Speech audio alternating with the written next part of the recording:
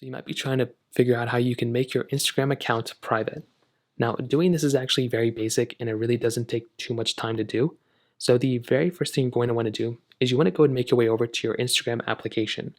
So click on your Instagram app right up here. And what you're going to want to do is you want to make your way over to your profile page. So click on profile and it'll come basically right into here.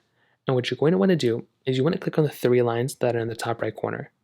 So click right up there. And then what you want to do is you want to click on settings and privacy. Now, when you're in this panel, what you're going to want to do is you want to go ahead and basically scroll down until you see account privacy right here. So click on account privacy.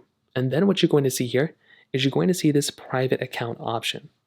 Now, all you're going to want to do here is if you actually want to make this a private account, all you're going to want to do, it's very basic. You just want to tick this private account on, and it's going to tell you creator accounts, I guess, can't be private. So you're going to have to make sure you have a personal account, not a professional account. But essentially what's going to happen here is it's going to allow you to basically private it, and that's all you're going to have to do.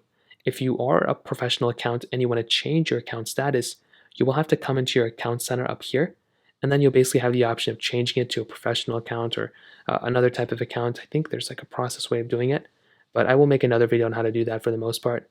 But if you want to change your account from being like a professional account to a personal account, well, you're going to have to do that before actually changing your account back to a private account. So that pretty much covers it up. If you have any other thoughts or questions, let me know in the comment section below. Hit the like button, that would mean so much, but definitely hit that subscribe button. More importantly than everything else, I love every single one of you guys. Hopefully I'll catch you guys in the next video.